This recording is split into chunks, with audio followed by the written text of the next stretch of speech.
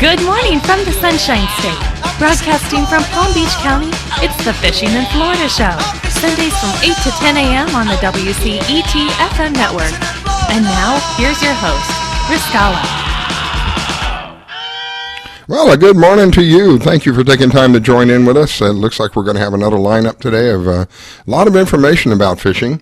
This morning I have Carolyn with Atlas Trax, and what I like to say about Carolyn is if you want to protect what you love to the max, you got to talk to my friend Carolyn over there at Atlas Trax. Good morning, my dear. Good morning, Riscala, and happy Sunday. It's a beautiful day out there. I was out there walking with a dog. It's nice and clear, a few clouds in the sky. I haven't looked up the radar yet. We'll do that in just a moment. Did you do any fishing this last week? No, I didn't do any fishing, but I had a fun day trip yesterday. I drove all the way down to Key Largo, which is one of the North Keys, for those listeners that aren't familiar, to look at a boat for a client, and I was lucky enough to go for a little boat ride. Oh. And, we took the boat out. We went out to a little lighthouse called Carey's Fort, which is out of Ocean Reef. Mm-hmm. I was trying to hunt down Angelia and find out where she might be, and see if I could finally get down there and meet her, but she was doing her busy stuff for the day. But it was a nice road trip. It was about an hour and a half drive. Evidently, I got out of all the rain that was up here in the Fort Lauderdale area, and I had a beautiful sunny day. Wow. Well, according to the Wonder Map that I look at Sunday mornings and checking the radar, there's a little bit of activity going around the state.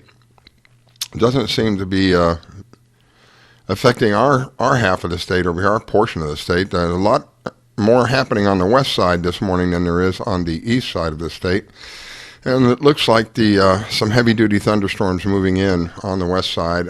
We have a few of them around the Homestead, Hialeah area, offshore. It's still probably 30, 40 miles offshore.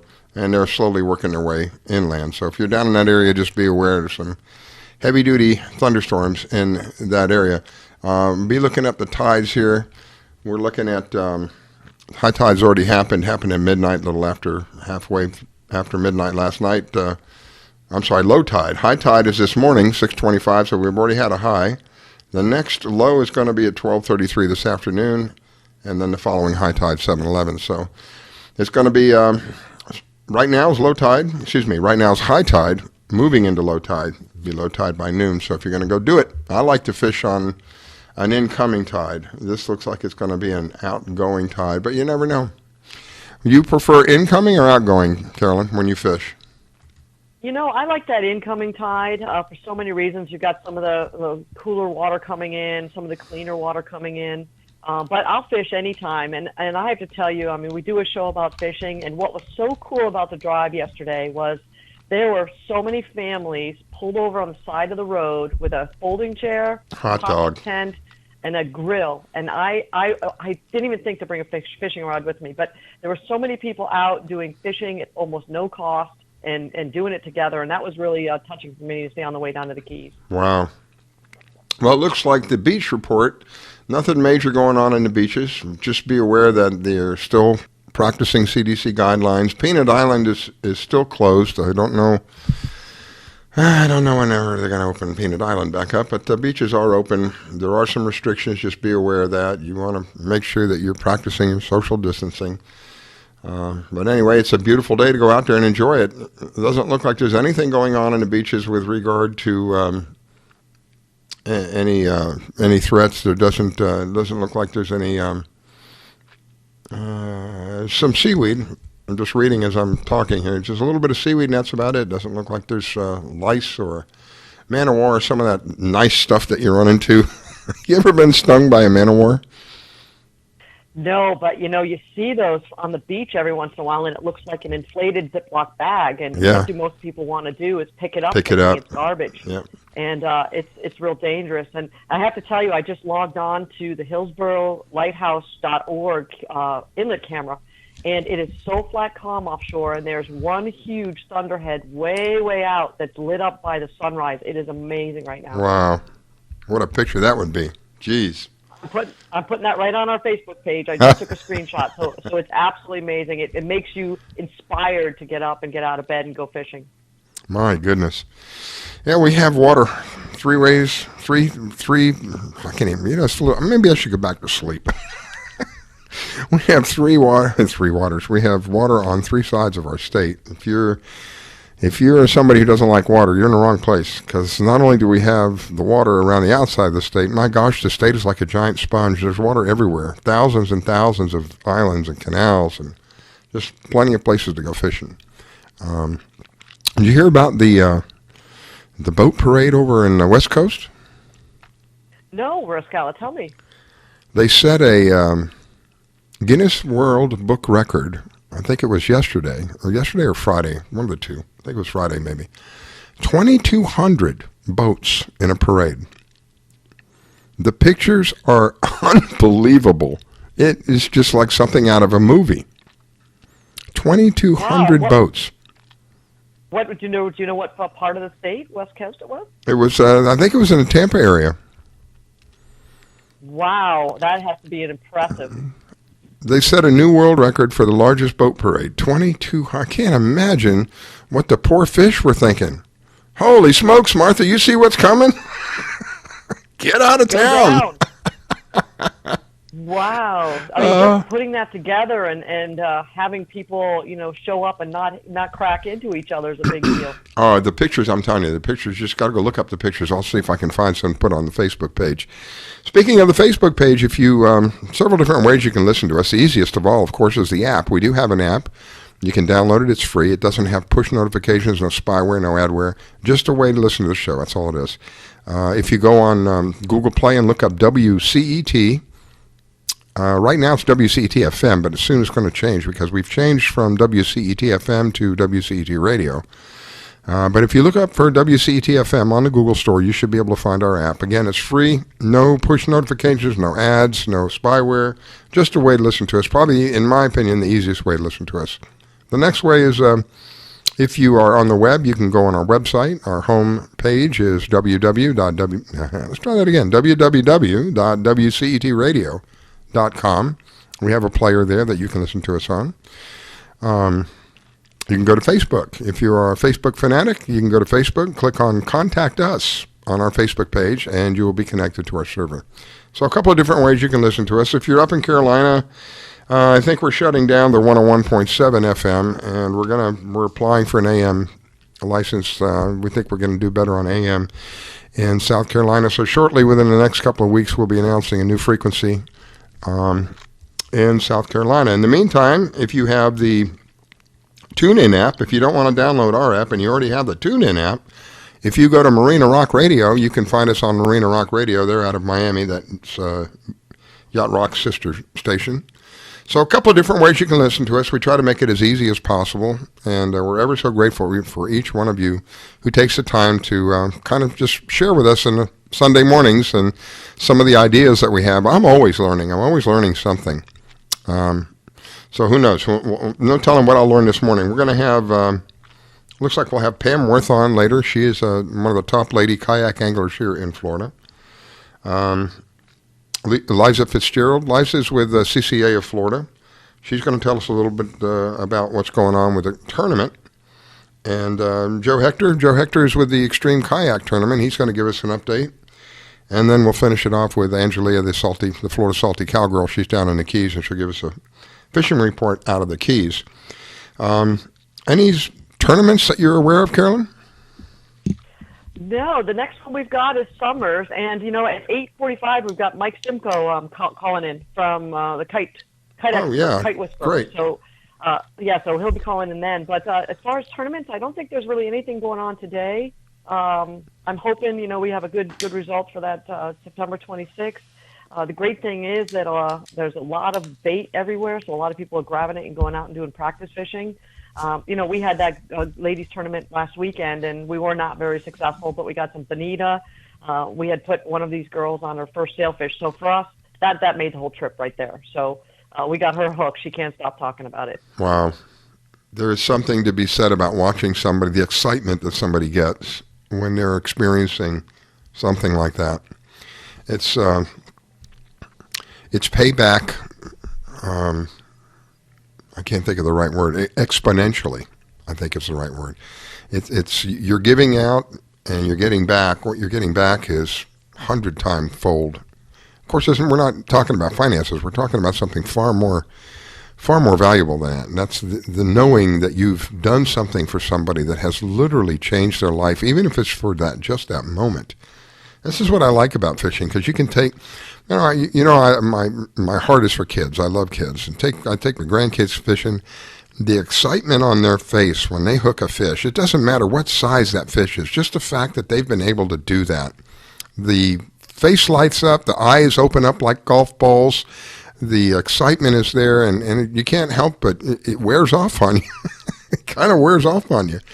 So this is one of the reasons I do what I do. Our families are under a heck of an attack, and we need to do whatever we can to keep our families together. This is one activity that everybody in the family can do and enjoy. I say a lot of times it's kind of like playing the lottery. You can go play the lottery and you may not win anything, or you may be one of those lucky ones and hit a jackpot and catch yourself a nice fish and take home a nice dinner. Anyway, this is one of the reasons I do what I do. A family thing for me is it's all about families.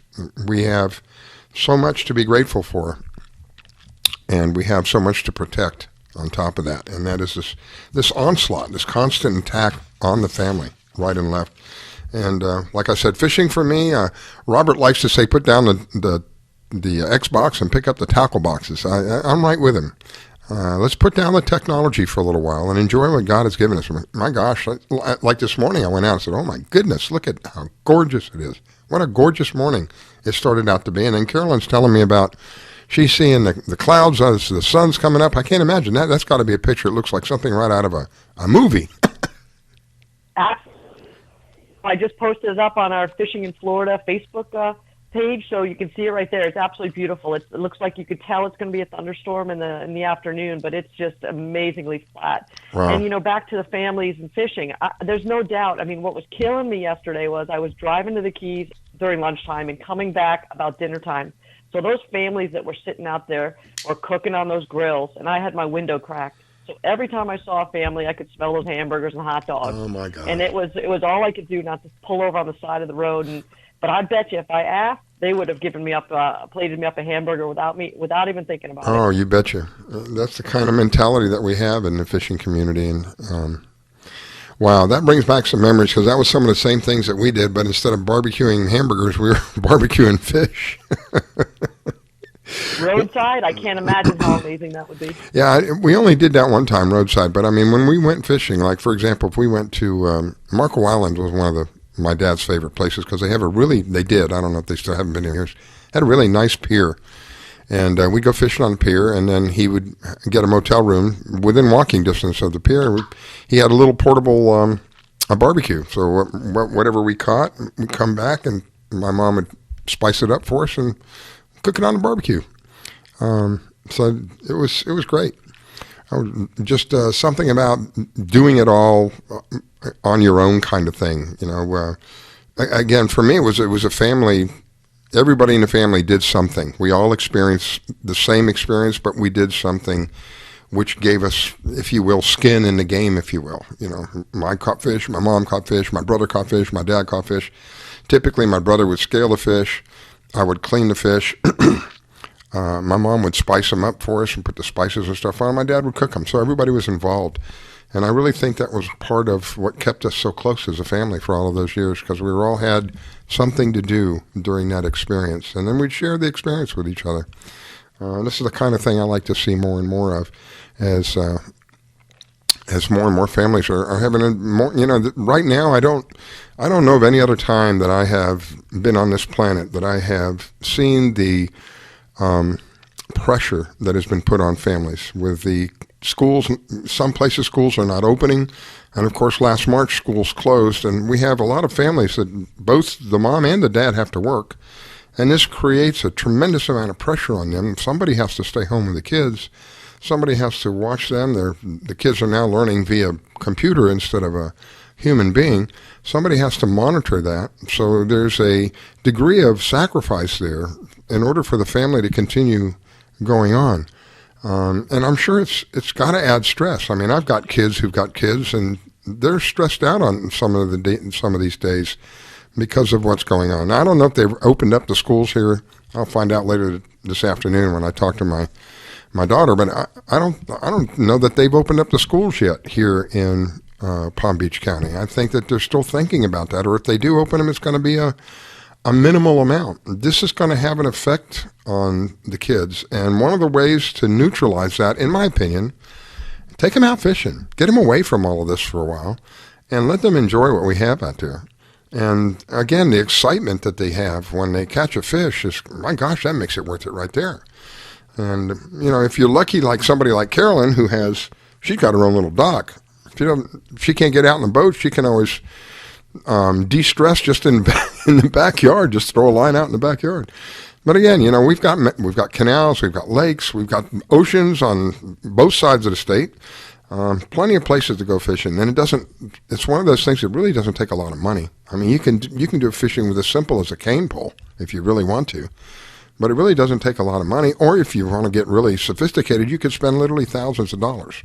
That's how flexible fishing is. And again, it's for anybody, whether it's a mom, a dad, a kid, it's for anybody, and all of us can do it at the same time. What do you think, Carolyn? Well, I tell you, I'm very lucky to live on the water, but when I'm fishing off my dock, I'm sitting on an upside-down milk crate. I've got nothing fancy with me. I've got a cheapo $15 fishing pole, so it can be done anywhere. It just happens I'm lucky with the location. So you can get equipment very inexpensively, and reach out to fishing clubs. Like look at the West Palm Beach Fishing Club. They've got a children fishing pole promotion going on where they want kids to fish, and they're just going to be giving them out to youth groups. So there are ways to get the equipment for free. You just need to find a little stream to throw it in. Yeah, and we know that there's plenty of them around. My goodness, everywhere you turn, there's something that whether it's a canal or a lake or. It's like I said, this state is kind of like a sponge. I mean, we've got water everywhere.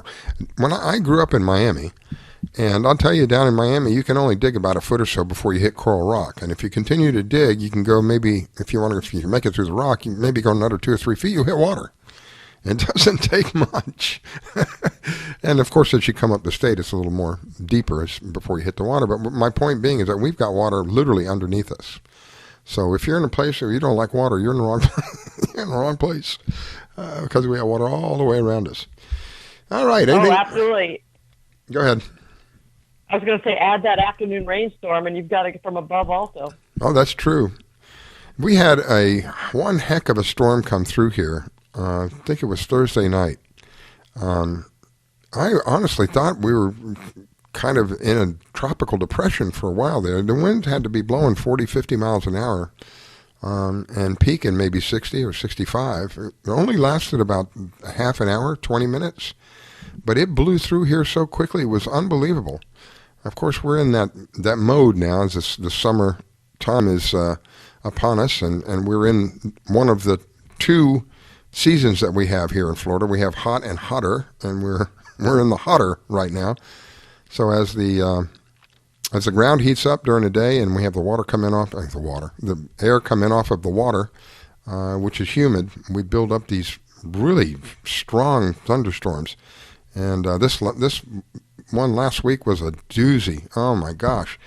I think we had flooding in some areas, and we had a couple of trees down. So it wasn't one of just the boomers. It was a lot of wind and a lot of water on top of that. The problem I see with some of these, we've been rained on and rained on and rained on, and then the ground becomes saturated. And when the ground becomes saturated, it's gooey. That's when the trees and everything fall over with a very little bit of wind because the ground is not firm and hard. And that's what we've been experiencing up here. We've had, oh my gosh, at least every other day some rain. I would say out of last week, we probably rained 4 days out of last week at some time, and usually in the afternoon as it builds up in the afternoon. So if you're going to do some fishing, try to get it done during the earlier parts of the day, and just be aware that we're in that pattern now. As the afternoon rolls around, the odds of thunderstorms pick up as the wind comes in off of the ocean, and it's humid and it's hot here on the land. It rises up and fills those clouds up with the water, and what goes up has got to come back down, right? Oh, absolutely. Even driving back from the Keys yesterday, it was torrential rain, and of course, people forget how to drive in the rain. Oh, gee. And there were accidents everywhere. So it takes a lot of time to get back north with a slick highway. So I wasn't very pleased to be in that rain for an hour, but but as soon as you get into Pompano, it popped out in the sun. It was beautiful. So yeah, absolutely. Just be careful out there. And people out fishing right now. They're looking for a lot of dolphin. I hear a running out there, and some yellowfin tuna are out there, blackfin tuna a little bit. Great. All right, we're going to take a break. You're listening to the Fishing in Florida show this morning with Riscala and Carolyn. Don't go away, because we will be right back. Host Riscala Stevens. Don't go away. We'll be right back.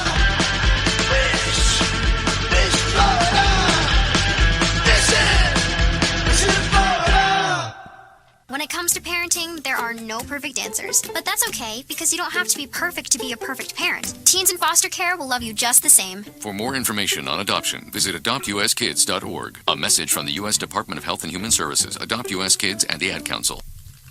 Thinking of moving? Before you do anything else, call Diane Whittick. She provides a concierge service. Things like having your home or condo packed and shipped. Even take care of your home repairs or upgrades. Diane has the expertise to get it done. As a seller, you will have constant contact. She will furnish you with bids on any services that might need completion. Air conditioning, plumbing, handyman, and even cleaning. Living up north and have a home to sell here in South Florida? Just give her the keys, address, and a signature. Your payment will be wired when the property is sold. That's right, Diane does it all. Thinking of buying? Diane has great listening skills. Tell her what you want, give her your budget, and like a genie, she will make your real estate wish come true. There's no regrets when you choose Diane Whittick. To reach Diane, call 561-247-5478. That's 561-247-5478. Do you need toner for your Epson, Hewlett-Packard, Canon, Brother, Apple, or Sharp printers? Look no further than Laser Technologies. In business for over 20 years, they offer the lowest prices on toner on the web. They can also repair your laser printers and toners fast and easy. Call their expert staff today at 561-792-9600 or email us at service@laser-technologies.com for all your toner needs. All toner is shipped nationwide. Why wait? Get the lowest prices on toner. Call or email us today. Do you have an unusual pet? Did you know that the Rainforest Clinic in Loxahatchee specializes in exotic pets? They see pets that other vets don't. Parrots and chickens, ducks, geese, turtles, snakes, goats, pigs, lizards, and even monkeys. Are you a beekeeper? Dr. Clubb, the first of her kind in the area? Yes, she takes care of bees as well. Dr. Susan Clubb has decades of experience and known around the world for her reputation as a premier avian vet. Located at 3319 E Road in Loxahatchee, just a short distance north of Okeechobee Road, you will find a modern clinic with in-house labs, which allow you to get your test answers quickly. You can find them online at www.susanclub.com. That's www.susanclubb.com. Or you can reach her at 561-795-4878. It's Dr. Susan Clubb. That's 561-795-4878. The Rainforest Clinic located in Loxahatchee. 561-795-4878. Want to give your pet the celebrity treatment? Have you heard of Hollywood Pet Grooming and Care in Royal Palm Beach? They're located just off State Road 7 and have been servicing the area for 14 years.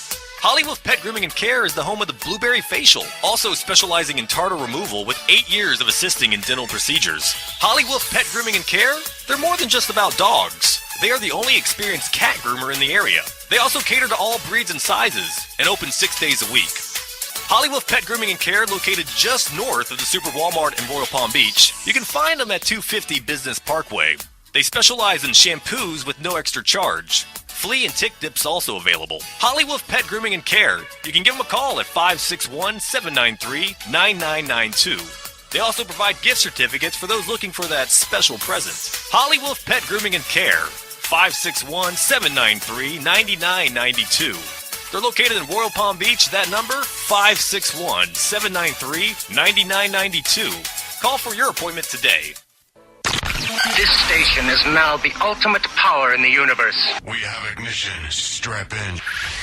5, 4, 3, 2, 1. I grab my fishing pole,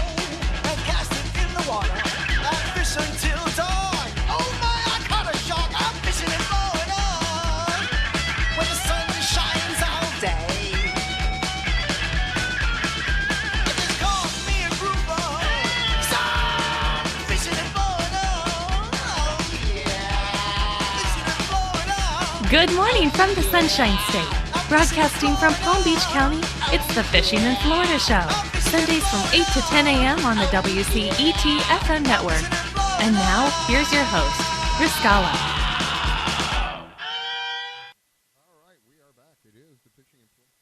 We are back. It is the Fishing in Florida Show. I am your host, Riscala. This morning I have Carolyn with Atlas Trax with me.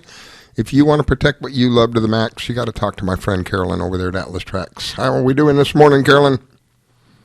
Wow, down in Pompano Deerfield, Riscala, there is no wind blowing any of these flags that I see out the window. So It is going to be perfect for any size boat. Wow. Well, you know what? I kind of have to rub your nose in this a little bit. Now, Carolyn has this thing, which she's got some of the neatest technology, but one of the pieces that she's got, I don't know what you call it, a hotspot? Is that what you call it? Hotspot, yeah. That's what it's called? So Carolyn was visiting up here in my area, and we were trying to contact each other, and she wasn't able to utilize the functions, different functions on her phone because it was in an area where her particular provider was scarce. It was kind of sparse out in that area, and she didn't have her little hotspot with her, and as a result, she had to kind of push herself through it. But what the whole reason I bring it up is, even in town, here we are in Palm Beach, where you would think there wouldn't be that kind of an issue. Even in town, there are places where you're going to have a dead zone, for lack of a better description. And if you are within this zone and you're trying to do something, she was trying to look up how to find something on a map. She couldn't get to bring the map up. She couldn't bring the GPS up. She couldn't.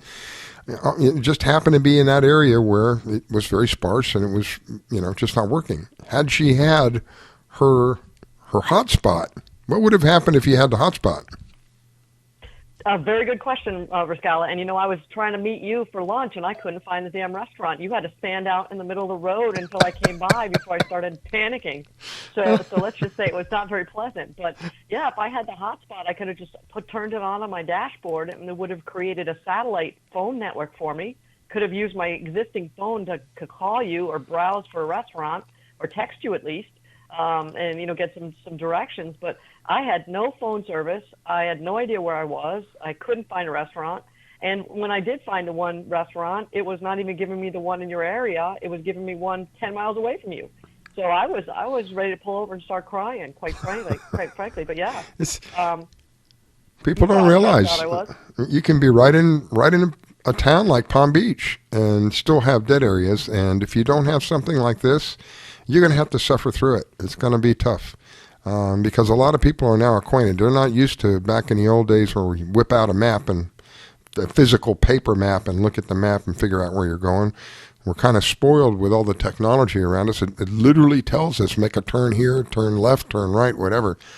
And so you have to suffer through it without that. For a lot of people, it really is tough because they're not used to that. It's like, how many phone numbers do you remember? I don't remember any of my phone numbers. I'm telling you, I'm not bragging. There was a time all the phone numbers that I used were in my head. They weren't in my phone. Now I can't tell you. I'm lucky if I remember my own phone number. Because everything is in the phone, you don't need to remember it anymore. It's the same thing with when you're out there trying to find an address or trying to look up a GPS, because the thing does all the work for you. Literally. I mean, doesn't it? It tells you in so many miles or so many feet to make a right or a left turn, or you're going to be approaching so-and-so. It tells you literally everything as you're going along, and people get accustomed to that. And let me put it to you this way. God forbid if you lost your application on your phone that held all your phone numbers. That's pretty nightmarish thought, isn't it?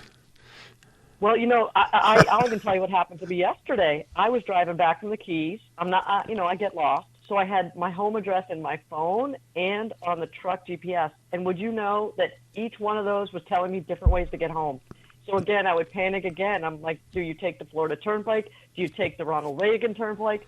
And I was like, whatever one was closer, whatever lane I was in, I closed my eyes and I stayed in the lane. But still, but both of them were different.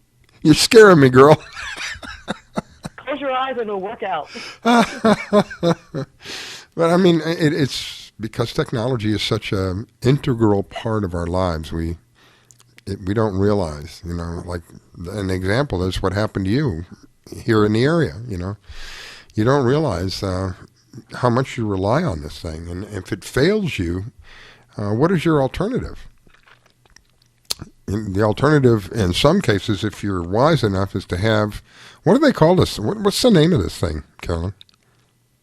Well, there's two, actually. One is called the SatFi with the Global Star Network, and one is called a Go, G-O, and that's through an Iridium network. And I figured, it's best of both worlds. They both do about the same thing.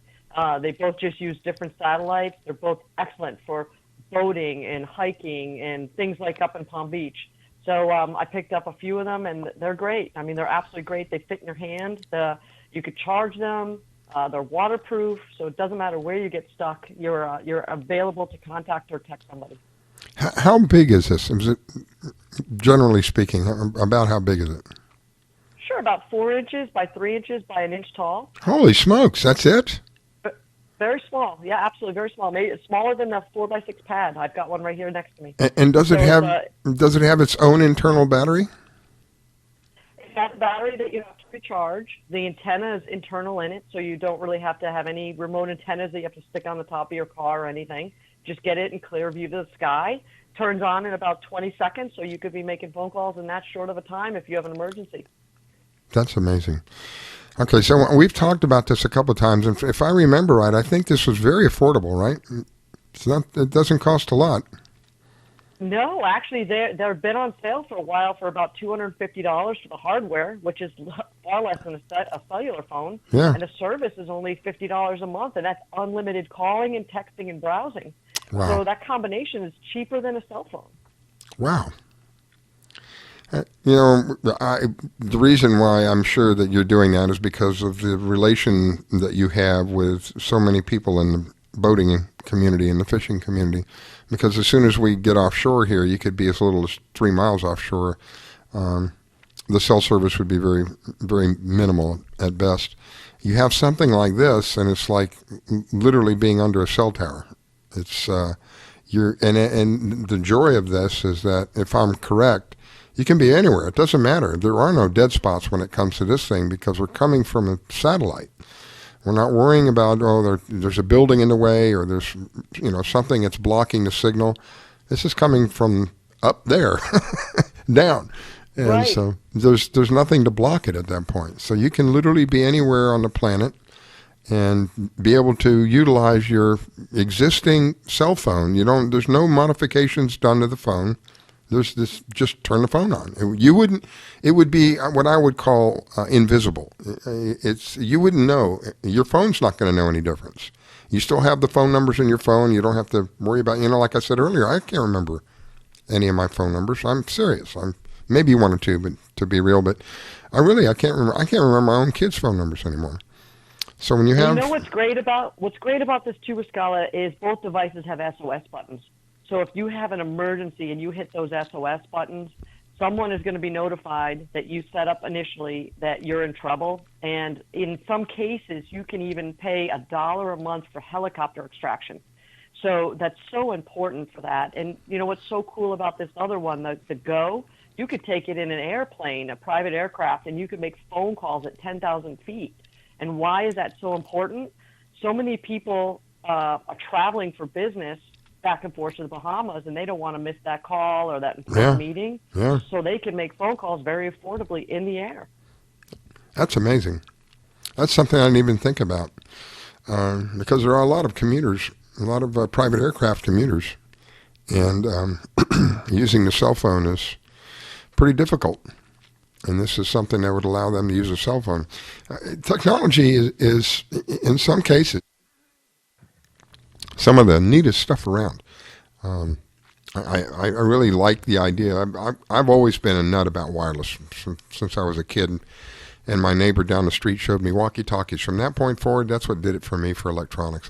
Especially wireless. I couldn't believe that you could talk into this box, and your voice would come out down the street. So ever since then, it's just been a love affair with this kind of stuff. I just can't get enough of it, no matter what.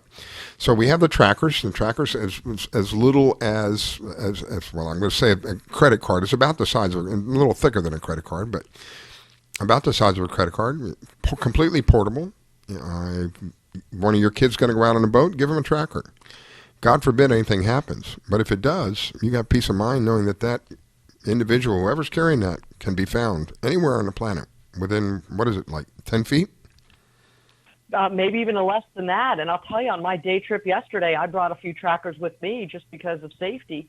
And they went right from my car to the boat that I was on, out to that lighthouse, and on back. So I've got a full trip track of every place I've been, with every 10 minutes within 10 feet of where I was. You know what? I think you do this. I'm pretty sure you do this. What I like about the trackers is that you can go back and look at where you've been at such and such, particularly if you're in a boat. You're in a boat, and I know around 1 o'clock in the afternoon, well, man, we really did good at 1 o'clock in the afternoon. I can go back and look and get the coordinates where we were at 1 o'clock in the afternoon so that I can go back to that spot again, right? Can you do that with the tracker? Yeah, absolutely. So what happens is if you're at work and your boat starts moving, you'll start getting emails or texts with individual messages and latitudes and longitudes and a map. But when you log on, all of those individual messages are now a route. And if you hover anywhere over that route, you'll be able to see what time you were there, how many miles did you do so far, what was the latitude and longitude, what was your speed, what was your bearing. So all of that information, and it'll draw pictures. So if you just did a big loop offshore or you're going round and round trolling, you can see all of those zigs and zags, which is really cool. And, a lot of people will use this for safety for float plans. If their family's running to the Bahamas, they can log on and see how many miles they are from Florida, how many miles are they from the Bahamas. They can even zoom in and see what dock space they were on. I like that. That's crazy. Now, that really is nuts. Wow. Yeah. I had no idea you could do that. Yeah, and why is that important? Look at safety. These storms that come through in the middle of the afternoon, if I tell my loved ones I'm coming back from the Bahamas, I'll be back at 5, and they see a storm but haven't heard from me, they can log on. They can see how many miles offshore I am. They can compare it with a radar map. They can see if I'm in the weather, out of the weather, and have peace of mind here. So, it really keeps the cell phone calls down when you're just have all your phones in a Ziploc bag and you're trying to get home and stay out of the rain. Yeah, peace of mind. How much can you put on peace of mind? I think we have Pam Wirth. Pam is one of the top female kayak anglers here in Florida. Is that you, Miss Pam? Yes, it is, and I'm so sorry for the late call. I had to find a place where my phone worked. My crazy phone. We were just talking about that, Pam. Yep. Go ahead, Carolyn. I was going to say, Pam, it sounds like you're probably offshore if you're looking for a place for your phone to work. No, I'm not going to name the metro. I'm not going to say it's Metro PCS, but I'm not going to say that. But there's very few places, it seems like, that this work. It definitely does not work in the Panhandle. But I'm in Sebastian, and I guess I'm close enough to a tower that it's actually working. Oh, I haven't been to Sebastian in so long. So are you fishing? I have to find 3 redfish. So, I'm hoping. I launched at the cutest little campground. I think it's a state park, right off A1A. It's real close to the inlet. So I'm going to looking for some backcountry to see if I can find a couple redfish. Wow. I think we're going to have, we're scheduled to have Leiza Fitzgerald on later. Do you know anything about them tagging fish on this side of the state or any of those possibilities? Oh, yeah. Oh, yeah? I think a couple have already been found. I fished with Leiza on Friday. So, yeah, she's an amazing angler. So they did put some on this side of the state, right? That are tagged? Absolutely. Yeah. Okay. Every single county has at least 4 redfish. And I think there's 4 or 5 target counties or that have like 6 or 8 redfish. And those are counties that actually wanted people to come visit them. So that's why they have extra redfish. Charlotte is one. Citrus is another. And I think there's one on this side, on your side, East Coast. So how long do you plan on being up there in Sebastian? Just for the day. I'm hoping to get the redfish and turn around and go back home. Is this part of a tournament or something? Yeah, it's an online tournament, and I need to qualify for nationals. So I think I'm really close. So I just need a couple more redfish, and I think I'll be there. An online, you see how our lives has changed in the last 5-6 months. An online tournament. Would you ever thought of anything like that? An online tournament. Yeah. Oh my goodness. Well, for conservation, it's excellent because except for offshore, which is coming up in 2 weeks, except for offshore tournaments, I really don't participate in the kill tournament anymore. Mm-hmm. You know, I don't see any need for it. And even some of the offshore, instead of weighing in, I think they can do measurements, although some fish you almost have to gaff to get into the boat to weigh them or to measure them. Mm-hmm. But I'm more and more like the sailfish. That's not a kill tournament. They have help boats out there that document you have a leader tag and you let the fish go. And I think some of the big tournaments are like that too. Isn't that so? That's what I've heard. Carolyn? Well, only kill tournaments are the real big money ones like White Marlin Open, but everything else is conserve, take photos, take video, and conserve, which I think is a great idea because I hear the blue marlin count is going down, and we want to make sure that they stay around for our future generations. Yeah, if they stopped in your area in Pompano and Palm Beach area, the whole coast, they stopped doing kill tournaments on sailfish, and they have a videographer who's like a judge like some of the bass tournaments do, and they have somebody on board with them that documents every single fish, and even some of the boat redfish tournaments have somebody on the boat with them that documents any of the catches that they do, so everything can get released. I know it's anticlimactic for people who want to come to the stands and see the fish, but you can get some great video and put it up on big screens and being just as impressive as some guy standing there dangling 2 fish in front of you, in my opinion. You beat me to it. I was going to say, there's always pictures. There's always really nice pictures available. Yeah, so I just caught a 25-inch trout, and I think the picture of the trout on the bullhead is like spectacular. I think it's really cool. I don't think we needed, me to kill it and hold it up and not support its body and, all those kinds of things. So, and that's a breeder. When you start getting trout that big, those are major breeders, and you just want to protect them. And, I think about, I guess we're going back a couple of years now where they were practicing conservation. Was it the snapper, the species over on the West Coast? I think it was the snapper species. They put a moratorium on them for a while, and then we heard reports of how they have come back really strong and really made a difference, big difference. So when we're practicing things of this nature, it's for everybody's benefit. It's not just for a couple of people. Everybody wins in the thing, and that's the kind of stuff I love, where everybody wins. Yeah, and I agree. And when you have conservation, just like alligators and deer and sometimes bear, that occasionally you do need to thin the herds. I mean, that's what, animals did. They thin the herds of the weak, and usually the ones that you're going to catch are not your wisest fish. So I think I'm putting out there to FWC, if you're listening, I think there should be a tag on Goliath groupers. Okay? There's so many. I had one hit my kingfish. 8 my kingfish.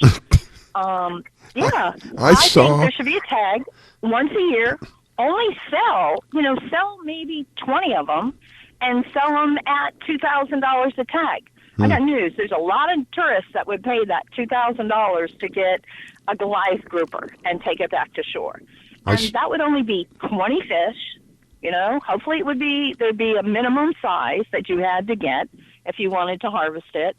And, 20 times 2,000, well, that's another FWC guy as far as or lady, as far as I'm concerned. Yeah.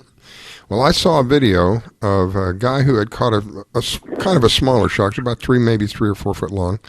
They're bringing it up to the boat, and this Goliath grouper came out of the dark and swallowed this thing in one. I'd never seen anything like that. I didn't even know they ate sharks, for Pete's sake. So there's. They'll eat anything. Are they kind of like a goat? The goat of the ocean? They'll eat anything? That's true. The Goliath grouper will eat anything. Wow. I mean, they're not picky. If it's next to their mouth or it looks interesting, they'll eat it. Wow. I think the only thing, maybe I think they're trying to teach them how to eat lionfish. Mm-hmm. That would be the only useful fish that they eat. They'll turn around and absolutely devastate a reef. Really? Yeah. Wow, I wasn't aware of that. You know what I find interesting? They're so huge that people actually, when they hook one, will jump in and swim with it, which I think is kind of funny. I would never. Like what they can No inhale way. a kingfish. I see that all the time. People jump in and lay next to them. I'm like, what are you doing? I think that's not a very wise move. That's just my I'm personal always opinion. afraid that there's a shark going, dinner. Wow. You know, I have a question. You know, things bug me, or I just don't understand things. You know how killer whales will turn around and hit regular whales and baby whales? Why don't they ever hit? I've never, ever heard of an incident where a killer whale or a shark went after those huge whale sharks that only eat plankton. I'm the same. I've never heard them go after the big sharks like that, the big whales like that. I don't know. I've seen them eating the floating carcasses of big humpbacks and sperm whales, but not actively going after, the whale sharks. And I have seen them go after and flip over great whites. Yeah, I've seen them go whales. after whites and dolphins as well. For some reason, I don't like dolphins. I've seen them do that as well. All right, Miss Pam, I want to wish you the best today. Tight lines for you, my dear. Wish you an awesome day. Thank you for taking time to call in. Be looking for an update from you. I'm so sorry I was late. No, that's all right. I'm glad that you're okay and that you were able to call in. I'm going to let Carolyn say goodbye to you, and we're going to be off for a quick break. Absolutely. Take care, Carolyn. Catch those 3 redfish you need. Hopefully one will be tagged. Oh, beautiful. Good luck. All right. Bye-bye. Y'all take care. All right. Thank you, Pam. Greatly appreciate it. When it comes to parenting, there are no perfect answers, but that's okay because you don't have to be perfect to be a perfect parent. Teens in foster care will love you just the same. For more information on adoption, visit adoptuskids.org. A message from the U.S. Department of Health and Human Services, Adopt U.S. Kids, and the Ad Council. You're listening to the Fishing in Florida show with your host, Rascala Stevens. Don't go away. We'll be right back.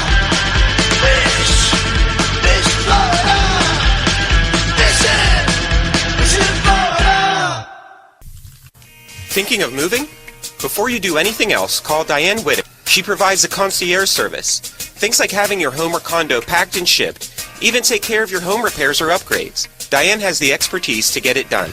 As a seller, you will have constant contact. She will furnish you with bids on any services that might need completion. Air conditioning, plumbing, handyman, and even cleaning. Living up north and have a home to sell here in South Florida? Just give her the keys, address, and a signature. Your payment will be wired when the property is sold. That's right, Diane does it all. Thinking of buying? Diane has great listening skills. Tell her what you want, give her your budget, and like a genie, she will make your real estate wish come true. There's no regrets when you choose Diane Whittick. To reach Diane, call 561-247-5478. That's 561-247-5478. They want their Constitution.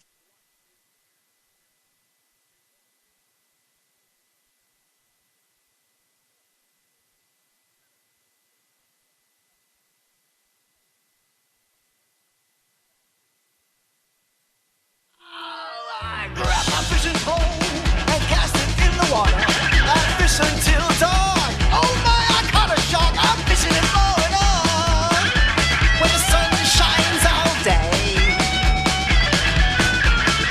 I just caught me a grouper. So I'm fishing in Florida. Oh yeah, fishing in Florida. Good morning from the Sunshine State. Broadcasting from Palm Beach County, it's the Fishing in Florida show. Sundays from 8 to 10 a.m. on the WCET FM network. And now, here's your host, Rascala. All right, we are back. It is the Fishing in Florida show. Good morning to you. If you're just joining us, we will have archives set up, and the fastest way to find the archives is to go on Facebook. Find our Fishing in Florida show on Facebook, and you'll find a link to the archives. The archives are on YouTube, but I haven't figured out how to find them on YouTube. But so anyway, there's a link up there on the Facebook page. If you go to Facebook, Fishing in Florida, you'll find it there. This morning I have Carolyn with Atlas Trax. If you want to protect what you love to the max, you got to talk to Carolyn at Atlas Trax. Welcome back, Miss Carolyn. She'll kick in here in a minute. Are you there, Miss Carolyn? Wait a minute. I know what the problem is. Okay, let's try it again. Are you there, Miss Carolyn? I am here, Rascala. All right. I'm having a little bit of a technical difficulty this morning. My board went down. That's why there was a couple of seconds of silence there. My board went down and didn't want to come back. Yeah, that's what happens. This is the joy of doing it live. There's no none of this is pre-planned per se. All right, I think we have Mike Simko with us. Mike is with kitefishing.com. If you want to know more about kite fishing, Mike, I have learned so much from you. Thank you for taking time to call in this morning, my friend. Hey, thanks for having me, Riscala. Good morning, Carolyn. How are you? Good. Calling in. Yeah, you're still a little distorted, Carolyn. When you first start talking, I don't know. Maybe you need to kick in your hotspot. Kick in your hotspot. And I thought you were just putting me down for a second. I know I'm distorted. No, I don't mean distorted like that. I mean like on the phone distorted. Well, Mike. Yeah, absolutely. Hi, Mike. Hey, how you guys doing? Good, Carolyn. So, I was going to say, you out fishing this morning, or are you recovering? We were, you and I have done some messaging a little late. I'm recovering, so everything's good. I'm going to take off. I'm going to try a little afternoon trip, but this morning's time to get off this show and rest. Well, I took the pictures that you sent me, and I put them up on the Facebook page. There's pictures up on the Facebook page, Fishing in Florida, of Mike and a couple of his friends with some very impressive fish. Very impressive. Tell us a little bit about that. What was going on, Mike? Well, I got a call from a friend and a client up in Nantucket who, he, of course, summertime's their season. So he gave me a call a couple weeks ago and said, hey, big tournament coming up. And so, I did all we did all the requirements. Florida being a hotspot state, some of the other states require a negative COVID test before we can even travel there. So went and got that last Monday, flew up to Nantucket through Boston and fished the Nantucket Big Game Battle, which is, I'm going to call it the better part of a 2-day tournament. But because all the boats, 50-plus boats, are fishing over 100 miles offshore, most of them stay overnight. So, the routine is leave 2 in on Friday morning. Depending on how fast your boat is, your lines are in at around 5 a.m. to 6 a.m. The target species are a wide variety of tunas, big eyes, yellow eyes, bluefin, yellowfin, big eyes, and bluefin tuna. There's a category for swordfish, in case you want a daytime swordfish, marlin, which are, white marlin and blue marlin, very prevalent in the canyons now. So, you can imagine this is pretty exciting. So big trolling spreads. And then there's another nighttime tournament or nighttime division, which, folks that are spending the night out there target swordfish, which we did. And then the next day, 5 a.m. again, back to tuna, marlin. So it was just a great event. But, in kind of a recap of the thing, it was slick calm. We had beautiful conditions, but that storm, remember the hurricane that kind of came ripping through here a couple weeks ago, it was trailing up that way last weekend. So we just got a lot of rain. So it was a tournament full of rain, full of, kind of the cold air that comes with the rain up there. And so it was fun. Challenging conditions, but very, very fun. And we caught some good fish, as you saw. I have heard from many people, I think you're one of them, that the change in barometric pressure has a bearing on how well your fishing can be. Do you agree with that? I totally do. I think that, one of our favorite times to fish, regardless of species, around here in South Florida, is when the front is coming. And, a lot of times for us, especially in the fall and the winter, you'll see the cool fronts will come out of the northwest. They'll come sometimes out of the northeast, and you'll see these clouds off in the distance, 15, 20, 30 miles out, rolling in. And as they're rolling in, if you happen to be lucky enough to be on your spot, man, I can't tell you how many epic fishing adventures we had really doing that kind of leading edge fishing. It's once the pressure bottoms out, gets to the lowest point, then the bite can shut off. But then again, you got the rise. Eventually that front will pass. As it starts to rise, fish start to become a little more active at that point as well. It's been my experience. Like I said, I've heard it from several people. So the reason I'm bringing it up is that you mentioned the storm. So You were behind. The storm was ahead of you, was north of you, or was south of you? When we were, the timing was such that as we were heading kind of south and east out of Nantucket, and okay, it's a long run, so 100 miles. The storm started to tail up. If you remember, as it was coming across South Florida, it was offshore. Then it kind of kicked into the Carolinas, and it went up to kind of inland. And then when it got to Boston, it kicked off to the west. So it was going further away from us. Yeah. But as it was going that way, west of us, it was dragging those cells, those offshore cells, and that's what we kind of got caught in. So it wasn't like the type of storms that would kick up or generate this huge surf, huge seas. It was basically just a kind of a rainmaker. So yeah, you had the pressure drops. We noticed that the typical thing. There were cells coming and going, so we couldn't really pattern a bite that was around that. But we were getting bit fairly consistently throughout the whole 40 hours we were offshore. Carolyn? I saw swordfish and I saw a couple bluefin tuna. Is that primarily what you guys were hauling in? Yeah, we were getting yellowfins. We got yellowfins. We had mahi, really all the mahi you can get. I'll tell you what's funny about that. They have these, lobster pots out there. So, these things are sitting out in very, very deep water. And because they're so far offshore, these commercial guys, they'll put like a radar reflector on top of one of their buoys. So you'll see these things from a distance, and the taglines come off of that, which if you watch, Deadliest Catch, when they throw that hook and they're grabbing the tagline.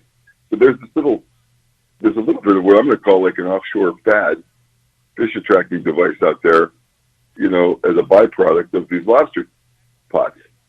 And every time we'd go by them, the mahi were just stacked up there. Oh, wow. Well, mahi in this tournament are only worth 10 points. Yellowfin tuna, each yellowfin tuna, regardless of size, 100 points. Blue marlin, 400 points. You can start seeing what you're really trying to target. Wow. Based on that point system. So we caught a few mahi, we avoided them. We could have caught all you wanted. But the bite on yellowfins is really good. And for us, it was good. It was great for the guys that were even 30 miles further offshore than we were. Apparently some eddy had formed, again, probably a result of these storms, kind of stirring things up. And an eddy had formed off of, a little 30 miles further off from Hydro Canyon, which is where we fished. And man, these guys were literally throwing big yellowfins back because they were catching too many. Oh my God. Oh. That's a nice problem to have. Mike, I have a question. Is the gear used to catch yellowfin in New England different than the gear to catch yellowfin down here in Florida area? I would say no, Carolyn. Listen, that spread, the tackle was very similar to what I would use, let's say, over in the canyons in the Bahamas or, off of Walker's. Very similar tackle.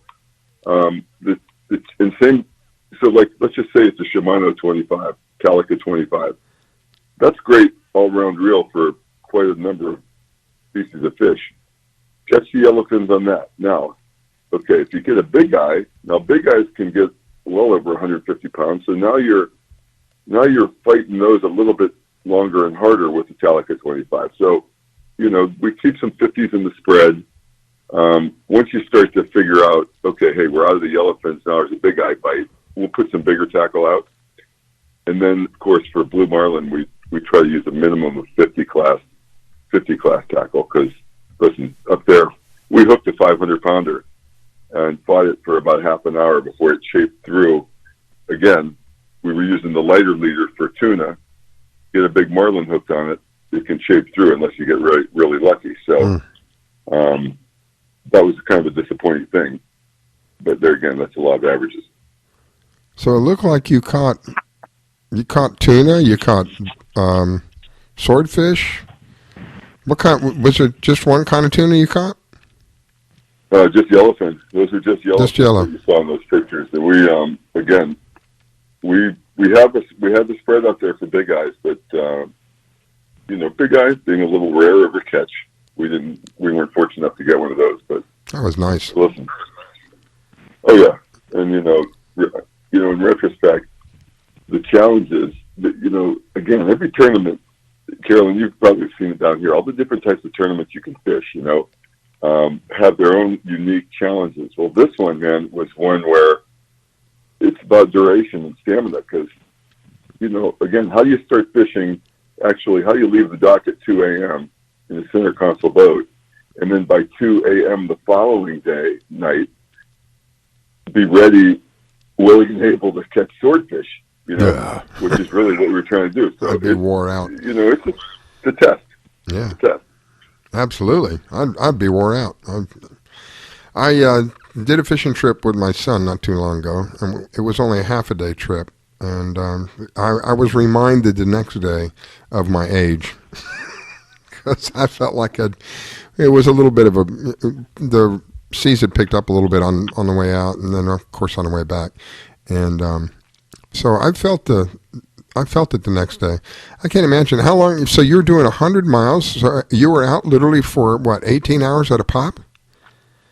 No, we were out for what turned out to be 42 hours. Holy smokes! Yeah. So, and again, just a 4-man crew. So just I can really tell you. Listen, like I said, do your best to stay awake, stay alert. We hooked our swordfish at 2 a.m., which was literally 24 hours after we started. So we caught that sword, hooked him at 2 a.m., fought him for a couple hours, so we bowed him, let's say, at 2 hours later.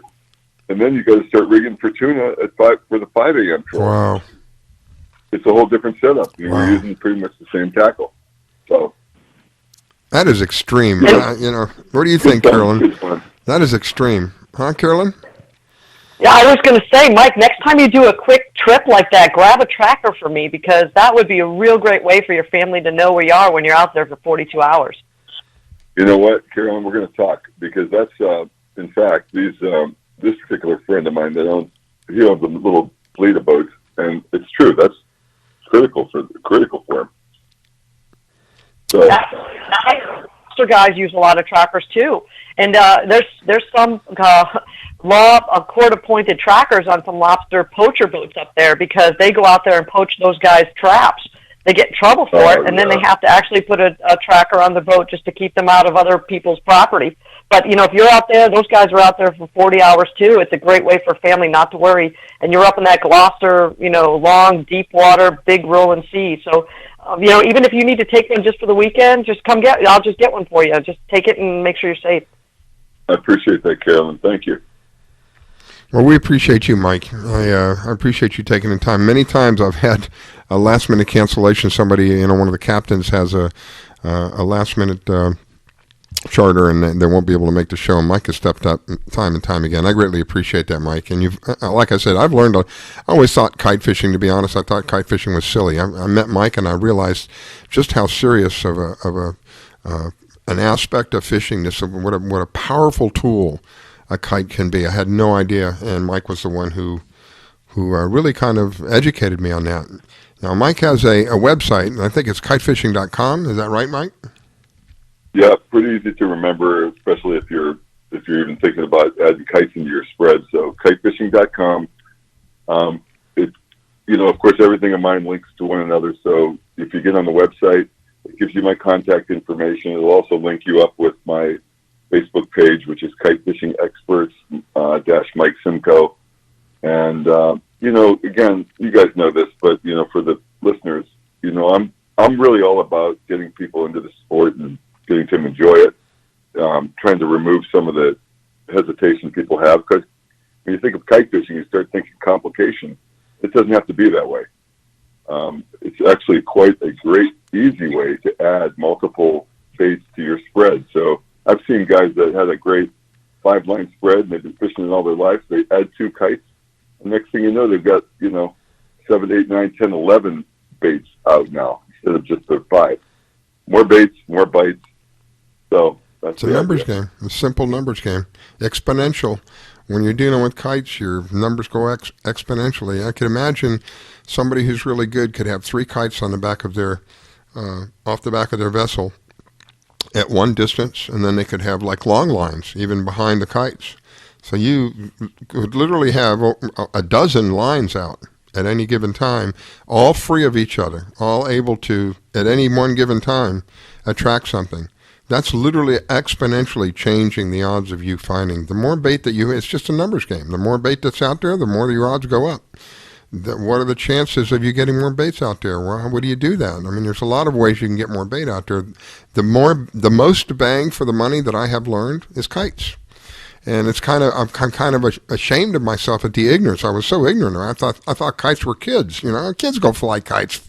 Men don't fly kites. Well, I mean, they call it a kite, but that's not anything to do with the purpose of what it is. I mean, they have to call it a kite because it's similar to what the kids use.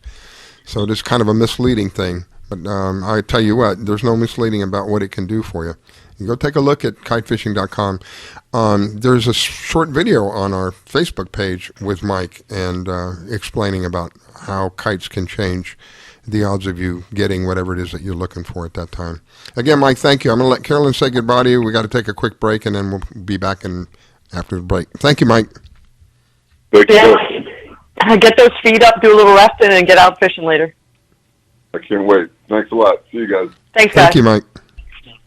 You're listening to the Fishing in Florida show with your host, Scala Stevens. Don't go away. We'll be right back.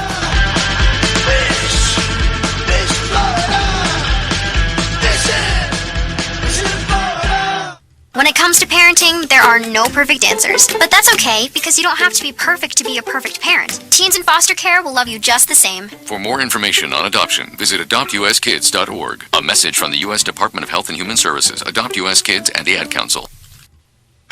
Do you own a laser printer, copier, or a fax? Well then, listen close to this announcement. Leiza Technologies has been providing high-quality, frustration-free toner cartridges that are guaranteed not to harm your equipment for over 20 years. Leiza Technologies will save you on your supplies with high-quality and fast delivery. Savings up to 50%. Leiza Technologies supplies toner, imaging drums, developer, and cartridges for most of the major brands. For a price quote, send an email to service@laser-technologies.com. Include your printer make and model for your part number. Call us at 561-792-9600. That's 561-792-9600. Leiza Technologies, providing 100% of the quality at a fraction of the price. 561-792-9600. Do you have an unusual pet? Did you know that the Rainforest Clinic in Loxahatchee specializes in exotic pets? They see pets that other vets don't. Parrots and chickens, ducks, geese, turtles, snakes, goats, pigs, lizards, and even monkeys. Are you a beekeeper? Dr. Clubb, the first of her kind in the area? Yes, she takes care of bees as well. Dr. Susan Clubb has decades of experience and known around the world for her reputation as a premier avian vet. Located at 3319 E Road in Loxahatchee, just a short distance north of Okeechobee Road, you will find a modern clinic with in-house labs, which allow you to get your test answers quickly. You can find them online at www.susanclub.com. That's www.susanclubb.com. Or you can reach her at 561-795-4878. It's Dr. Susan Clubb. That's 561-795-4878. The Rainforest Clinic located in Loxahatchee. 561-795-4878.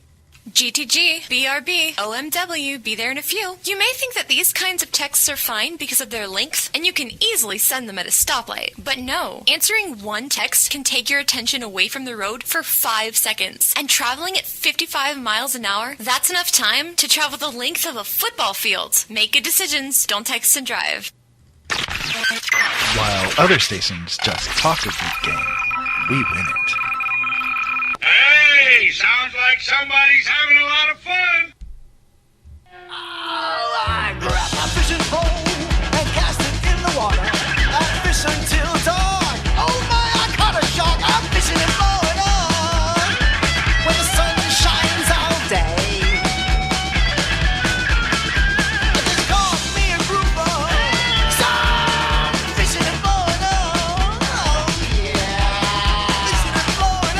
Good morning from the Sunshine State. Broadcasting from Palm Beach County, it's the Fishing in Florida Show. Sundays from 8 to 10 a.m. on the WCET FM network. And now, here's your host, Riscala. All right, we are back. It is the Fishing in Florida Show. Good morning to you. If you're just joining us again, we will have archives set up. The archives, the easiest way to find them is to go on our Facebook page. Give us a like while you're there. It makes us relevant in the searches. And you'll see that there is a link there to all of our archives, which are embarrassing. They're on YouTube, but I just haven't figured out how you can, because if you put Fishing in Florida on YouTube, you're not going to find us. There's just so many, everything about fishing comes up, and everything but us. I don't know why, but that's the way it is. So the easiest way to do it is to go to the archives. Big thank you to our home network, WCET Radio. If one of the ways you can listen to us is if you go to our website, www.wcetradio.com. We have a player there. You can, of course, you can go to Facebook. If you're a Facebook fanatic, you can go on Facebook and click on Contact Us, or you can download our app. Our app is absolutely free. There is no adware, spyware, none of that stuff. No push notifications. It's just a way to listen to the shows. And if you have the TuneIn app, well, if you have the TuneIn app, you can go to Marina Rock Radio. Marina Rock is Yacht Rock's sister station out of Miami, and they are a TuneIn station, Marina Rock Radio. Big thank you to Marina Rock, by the way. They are kind enough to allow us to rebroadcast on their network as well. Again, they're out of Miami, Marina Rock Radio, and you can find them under the TuneIn app. So if you don't have our app or you don't want to download any more apps, but you do have the TuneIn app, that's another way you can listen to us is on the TuneIn.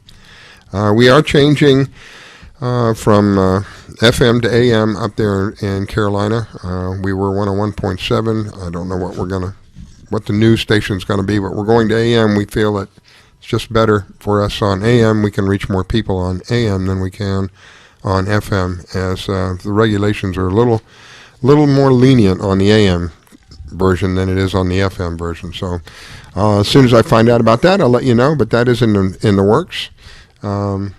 Let's see, where else can you listen? You can, I think that's about it. You can call in to listen if you have, unlimited time on your phone. You can always call in. We have a call-in line now. It doesn't bring you into the board here, but it's just strictly for listening. If you want to do that, it's 631-359-9399. That is a new number, by the way. Having some changes here at the radio station. We will have one number for everybody here eventually, that everybody who's listening to the radio station can just call in on one number. These are some of the things that we're doing. Some changes, upgrading some of the equipment, trying to make things a little better for everybody. Everybody wins, right? Okay, well, let me welcome back my co-host, Carolyn. She is with Atlas Trax. If you want to protect what you love to the max, who are you going to call? Carolyn, over there at Atlas Trax. Welcome back, my dear. Absolutely, Riscal. And I tell you, after we talked with Pam and Kayak fishing, I called one of my girlfriends to see if she wants to get her inflatable kayak out and go throw some lines in the intercoastal, and she said yes. How cool. I saw a guy made what's been going on with the, people having to stay home. They've come up with all kinds of crazy ideas. Well, during this period of this, whatever you want to call it, anyway, a lot of people coming up with a lot of crazy ideas. One guy decided he was going to make I think it's a paper mache. He made it out of newspaper. Is that paper mache when you make something out of newspaper? He made a canoe. He made a canoe out of one of them, and so he's got this canoe made out of paper, out of newspapers. I tell you, some of the people get some of the craziest ideas. So he was just showing himself, in this canoe, and he had a little electric, looked like a trolling motor on the back of it, tootling around with a paper canoe. It's amazing what, if you put time on your hands, some of the ideas. I don't know why you'd want to make it out of paper, for Pete's sake, but hey, anything is possible anymore. I saw a video where, and I don't know what country this was in, but they took the bottles that you and I would typically put in for recycling. This is, sort of soda bottles and iced tea and all kinds of stuff comes in them. Not the gallon thing, the little ones that, like the personal bottles. These guys must have had 1,000 of these things all tied up together and made a big raft out of it. It looks like about 10 foot by 10 foot. That's amazing when when you don't have the money to come up with things, how you can utilize resources out there. I would have never thought of taking all those bottles, wrapping them all together, and making a raft out of that thing, and they use it for fishing. I think it's I'm going to say India, but I may be wrong. But that's what I see in my mind, that kind of place. Imagine that. When I was a kid, believe it or not, this is one of the things we did to make money when I was a kid. There was a time, now I'm going to show my age now. There was a time, believe it or not, if you bought sodas, they came in glass, and you paid a deposit on that glass. So if you went and bought a soda and it was a dime, you paid like 2 cents it was 12 cents. It was a dime for the soda and 2 cents for the bottle that it was in, but you would get your 2 cents back when you took it back to the store.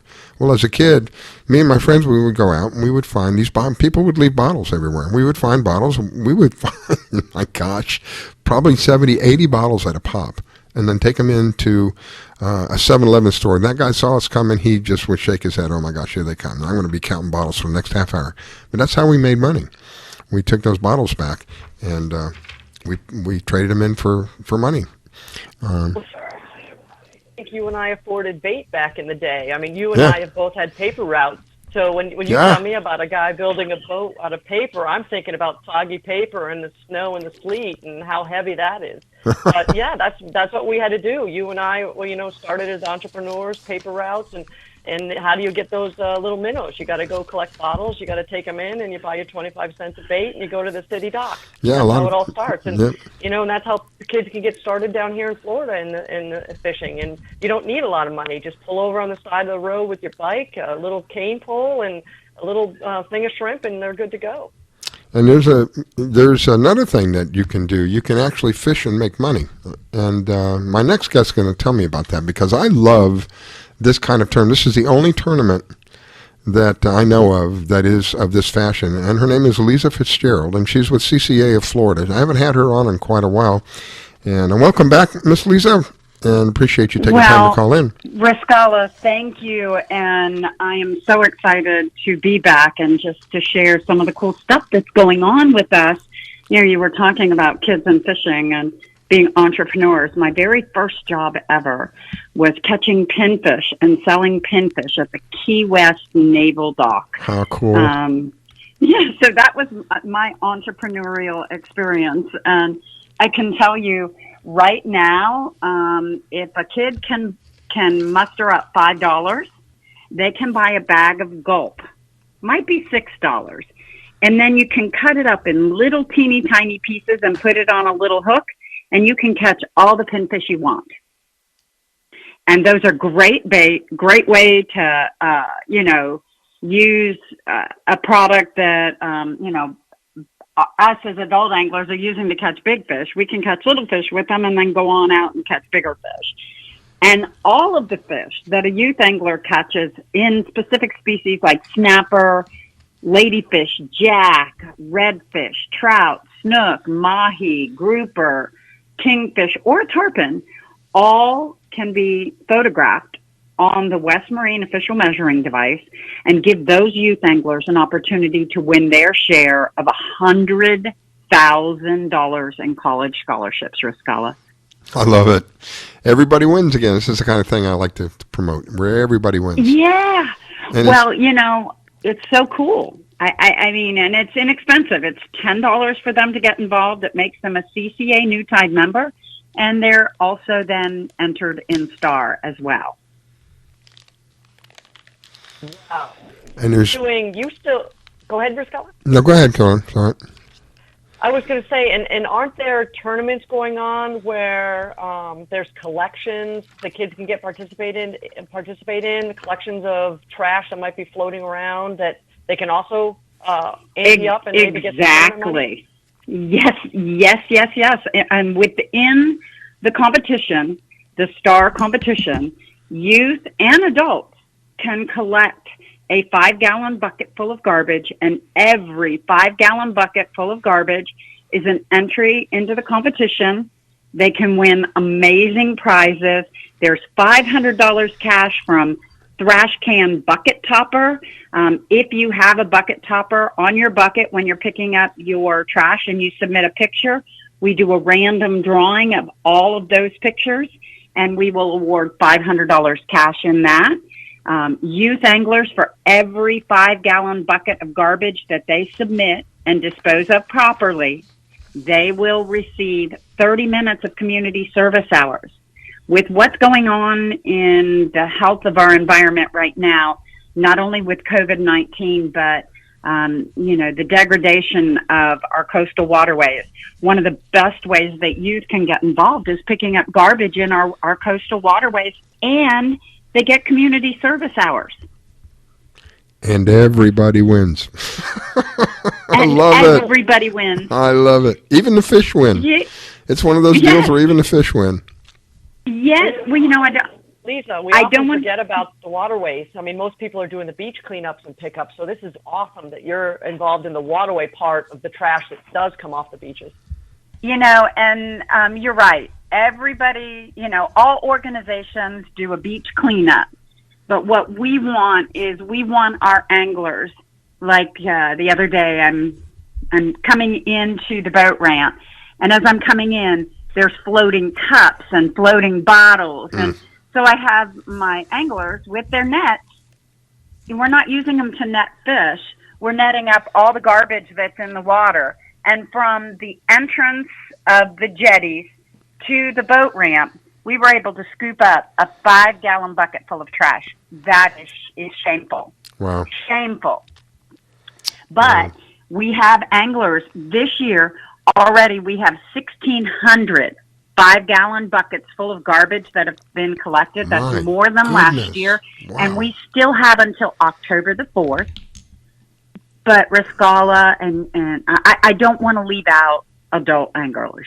I want them to know that there's $500,000 in prizes and boats and motors and marine electronics and power poles and Costa sunglasses, fishing rods, tackle, all available for Fishing in the Star competition.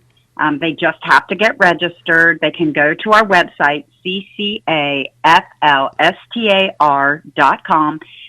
Any fish that they catch over the summer can be submitted into the competition to earn a share of the $500,000 in prizes. How cool and the big division is the iHeartRadio Tagged Redfish division, where anglers can win boats valued at up to $90,000 just for being registered in the competition and catching one of our iHeartRadio Tagged Redfish. We were talking about that earlier. And we were just talking to Pam about you as well. She's out looking for 3 more redfish this morning. It's funny because I will tell you, we have had to date 14 redfish recaptured in the state of Florida, and unfortunately, none of those anglers were registered in the competition, but many of them knew about it. In fact, one angler went so far as to go to the West Marine store, pick up his official measuring device, and have it on the boat the morning he went fishing. He went that night, Friday night, picked up the official measuring device, and Saturday morning he caught a tagged redfish. But guess what? He didn't do. Sign up. Yeah. That's right. It's inexpensive. It's only $75. You still have 6 weeks of fishing left. Holy cow. It's mind-boggling to me how anglers, you buy insurance when you drive your vehicle because you're certain you're not going to get in a wreck. You just hope you don't. But if you do, you have insurance to cover it, right? Absolutely. Well, if you're going fishing, you should buy Star Insurance just in case you catch a tagged redfish, and it will also keep you from accomplishing stardom. And that's STARDUMB, stardom. And not to mention, all of the contributions and memberships go toward other wonderful events that you're doing, and charity events and conservation. You are a national chain, but the Florida chapter does such a good job with with these programs that you're doing? Well, thank you so much. It really is rewarding to see the number of members that have joined. Since we started STAR, we've grown our membership by 100%. So it really makes a great difference for you to register and get involved in STAR. And honestly, the amazing thing is that our organization in the last 10 years has put $4.8 million of habitat restoration projects in conjunction with all of our partners, $4.8 million in restoration and habitat projects back into the coastal waters of Florida. That consists of inshore and offshore reefs. It consists of mangrove replanting, oyster bed renourishment, clam restoration projects, the removal of garbage, so many different projects, water quality initiatives. It is just mind-boggling what just a few people have been able to do. And, we only have 20,000 members. We're not like the NRA. We should have millions. We have 2 million saltwater anglers in the state of Florida, and only 20,000 are members of Coastal Conservation Association. That's actually like 1%? Yeah. 1%. Less than 1%. Wow. It's very frightening to think. And so many people scream about our water quality and, our habitat and what's happening with our coastal waterways. Get involved. Do something. Don't just talk about it. Take some action. If it's not with our organization, get involved with some other organization. But, Riscala, you guys are down in southeast Florida, correct? Yep. I'm in Palm Beach, and Carolyn, I think, is down near Boca. Where are you at, Carolyn? Disso Beach. Oh, my gosh. Well, that area in particular right now has a project that we are working with those individuals that are along the intercoastal waterway and the waterways, the saltwater waterways of that area. We're working with homeowners to place these oyster discs beneath their docks and suspend them so that we can establish oyster again in the waterways of South Florida.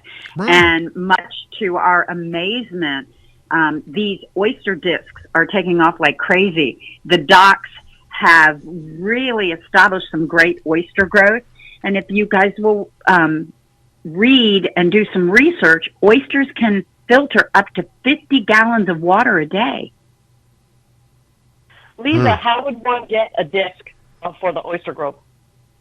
So what you can do is if you will go to info@ccaflorida.org, you can reach out to us, and we will forward that to the Broward County chapter, and they are the ones that are putting out the discs. We have over 100 discs out under docks currently, and the research and the amount of growth that we are seeing on these discs has been astronomical. It's really great that oysters are growing, and if we can establish more oysters and get some really viable oyster beds going, we can start some really great cleanup processes that are natural, that Mother Nature has her hand in, and when she gets involved, it is, the recuperation of our waterways can be amazing. Oysters. Well, I tell you what, I would like to participate in putting a disc under my dock, and would help out the environment. So I definitely will reach out to you on doing that. So reach out to info@ccaflorida, FLORIDA.org, and we will get you in contact with Mike Lambrix. He's the president of the Broward chapter, and he is more than happy to work with any homeowner that is along the intercoastal waterway that would have an interest in putting in those discs. And I do believe there's no cost involved in that. Cool. Oh. Yeah. Everybody wins. It's always always exciting to have you on and tell us about the programs that you have. I love it. Everybody wins. Everybody wins. Now the oysters are going to win now. Hot dog. Well, not only the oysters, but also our waterways, because as they're filtering out, That's right. All the, and I won't say all, but as they're filtering the water, they're helping clean our waterways. One of the things that I like to remind everyone of is, just getting involved with your local chapter. You can go to the CCA Florida website and find all the really great projects that we're working on. We always need volunteers. It's a great way to get involved. Some of our inshore and offshore reefs, we have some reefs that are being deployed in South Florida, Southeast Florida. Those reefs are, many of them in the first day and second day already are covered up with fish. So, it's a great way for us to reestablish habitat and really get some things happening. Well, I want to thank you, my dear. Always a pleasure to have you on. And one of the most pleasurable parts is knowing what you're doing. Everybody wins. And that's, I love that kind of stuff because I'm part of everybody. It's kind of a selfish thing. Kind of a selfish thing in a way because I'm part of everybody. I want to thank you, Riscala, for having me on this morning. And just remind your listeners they need to go to our website and get registered if they're fishing, because there are inshore and offshore divisions. A lot of people don't want to get involved with STAR because they say, oh, it's just an inshore competition, but it's not. Mm-hmm. We have mahi, kingfish, and grouper, and the first tagged dolphin, mahi-mahi, to be caught in the competition wins $10,000 cash. Oh, my gosh. Wow. So there's lots of ways to win. Well, again, my great appreciation for you, for CCA of Florida and what they do. It's one of those things where I don't know why anybody wouldn't want to get involved because everybody wins. Everybody, even the environment wins, right down to the... Well, that's the biggest thing, is what we can do for the environment if we all get together.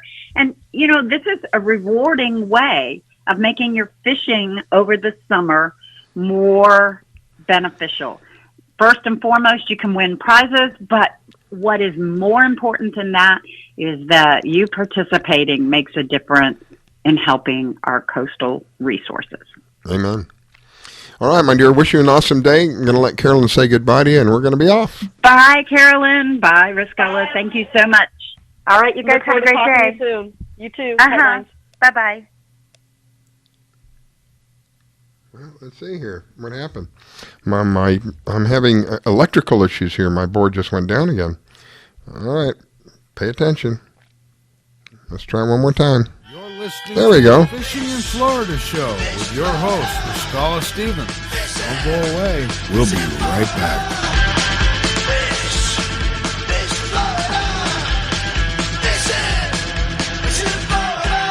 When it comes to parenting, there are no perfect answers. But that's okay, because you don't have to be perfect to be a perfect parent. Teens in foster care will love you just the same. For more information on adoption, visit adoptuskids.org. A message from the U.S. Department of Health and Human Services, Adopt U.S. Kids, and the Ad Council. Do you need toner for your Epson, Hewlett-Packard, Canon, Brother, Apple, or Sharp printers? Look no further than Leiza Technologies. In business for over 20 years, they offer the lowest prices on toner on the web. They can also repair your laser printers and toners fast and easy. Call their expert staff today at 561-792-9600 or email us at service@laser-technologies.com for all your toner needs. All toner is shipped nationwide. Why wait? Get the lowest prices on toner. Call or email us today. This station is now the ultimate power in the universe. We have ignition. Strap in. 5, 4, 3, 2, 1. I grab my fishing pole and cast it in the water. I fish until dawn. Oh my, I caught a shark. I'm fishing and blowing on. When the sun shines all day. I just caught me a grouper. So I'm fishing and blowing on. Oh yeah. Fishing and blowing on. Good morning from the Sunshine State. Broadcasting from Palm Beach County, it's the Fishing in Florida Show. Sundays from 8 to 10 a.m. on the WCET FM network. And now, here's your host, Riscala. All right, we are back. It is the Fishing in Florida show. Good morning if you're just joining us. We will have archives set up. Go to Facebook and find our Fishing in Florida page show, and you'll find links to the archives there as well. This morning I have Carolyn with me. Carolyn is with Atlas Trax, and if you want to protect what you love to the max, who are you going to call? Carolyn at Atlas Trax. Welcome back, my dear. Thank you, Riscala. I always love calling in on a Sunday and spending the morning with you. Oh, you're so sweet. I appreciate it. I have our next guest on. It's Joe Hector. Joe Hector is with the Extreme Kayak Tournament. He's going to give us an update on what's going on. Good morning, Joe. Hey, guys. How's it going? Yeah, you're still a little distorted, Carolyn. Say it again. Good morning, Joe. How are you doing? Hey, doing well. Living the dream in beautiful South Florida on a nice Sunday. It is a gorgeous day out there today. Are you anywhere near the water? Yeah, I mean, I'm about 5 minutes from the beach, but yeah, I'm not. I'm just out in the back right now, so just hanging out with my daughter, and going to make it a nice little pool day and just having a nice day. Oh, how today. sweet! So, dropped my paper there. What's the latest with the Extreme Kayak tournaments? What's going on with that? Yeah, so if you've been following what we've been doing, we've been through a lot. If you haven't been following, we've been through a lot. So basically, everyone knows what's going on with COVID, and just like every event, we've had to basically go through a lot to put on this tournament. And I wouldn't say it's an event at this point. So just so anglers do know, before I get into everything, it's not going to be like a normal summer slam. There's not going to be, the big stage and the big crowds and all of that fun stuff, vendor tents and all that. Obviously we can't do any of that this year, and we're following some really strict guidelines to have this. And, when this all started, we had to cancel part one. The Summer Slam is a series of 2 tournaments. Actually, in a way, it's kind of 3, because the Sailfish Smackdown in January, always in the beginning of the year, also has a lot to do with this tournament, as in if you land a sailfish, that's 10 pounds towards your weight for the ring for the end of the year. And the winner who tallies the most weight at the end of the whole year wins our Super Bowl style Extreme Kayak Fishing Tournament ring. And actually, the company that makes it made the Colts Super Bowl ring back in the early 2000s. So it's beautiful. And but yeah, with this year, unfortunately, we've had to cancel SummerSlam 1, which was supposed to take place in May. But the good news is our August 29th tournament is still on. And there's going to be a bunch of changes, though, so sit back and relax while I tell you guys about all the changes. Basically, the kickoff party, and this is something new that we found out about a week ago, the kickoff party has been canceled. We cannot, and that was supposed to take place August 27th at Brews Room in Pompano. What's really a shame is that's where we have our raffle for the Broward's Children's Center. But unfortunately, with these new guidelines, and there was actually a new ordinance that came out recently, the fines and, they're basically just kind of scaring people into, not being able to, these bars anyway, and not being able to host people. So they couldn't have it. And we had a couple backup plans, and, like I said, with the ordinance, it just wasn't going to happen. So what we're doing now is, obviously at the kickoff party, that's where a lot of anglers, they fill out all their registration forms, their liability forms. They receive a number and a bracelet for the tournament. All that, they receive their goodie bags and everything. But because we can't have that, what we chose to do was anglers will have to pay online, like most of them do anyway, at extremekayakfishing.com. Just hit the SummerSlam tab up top, and you could pay for your entry there. Then what you need to do is you need to go to one of our main sponsors, Nautical Ventures. You just go to their Dania Beach location, or If you're up north, you can go to their Palm Beach location. So you got 2 options for both stores. And then they will have a huge, you can't miss it. When you walk in, they have like a huge extreme kayak fishing banner with a table with pens and all of the forms that anglers are going to have to sign and fill out. They will also have a bracelet attached with a number to the registration form, and they have to keep that bracelet. The goodie bags we'll distribute in the morning, but we can't have crowds. So what we'll do for that is we'll hand those out on the beach when everyone's pretty much set up and ready to go. Also, for the out-of-state guys, which we get a lot of, we are bringing a certain amount of entry forms because they probably wouldn't be able to make it to nautical either way. So those guys, we're going to bring the forms to the beach. But I can't stress this enough. For the out-of-towners, for the guys that aren't coming, locally, they need to pay online so that we know how many registration forms to bring. And then, of course, we'll bring a couple extra. But, it's just very important that these guys all pay online. We can't do, unfortunately, we just can't do people just paying the day of because, again, we have to avoid at all costs crowds.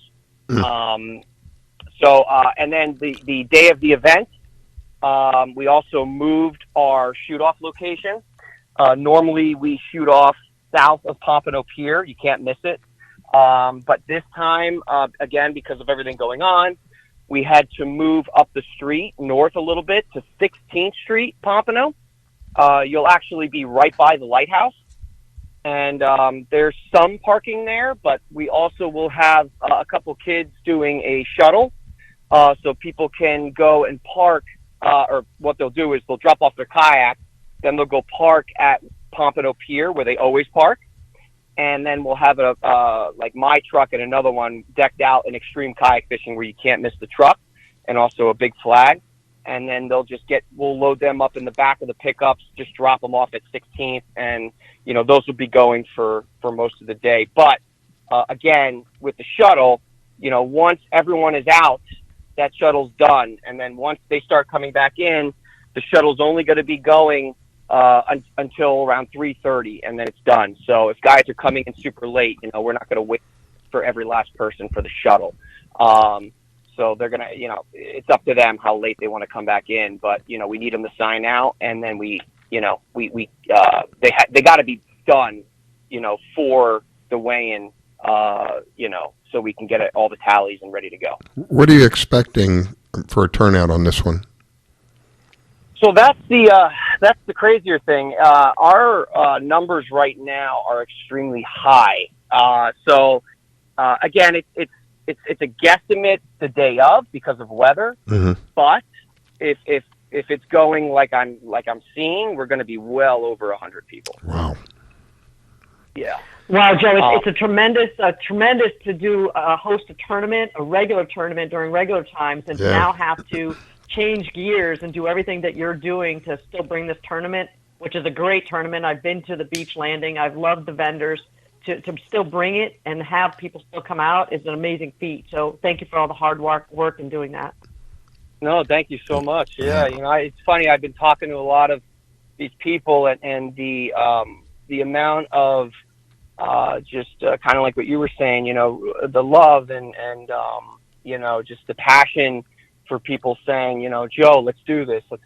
You could do this. And my wife and I, it's been unbelievable. And, it really, it's a testament to the sport and never giving up.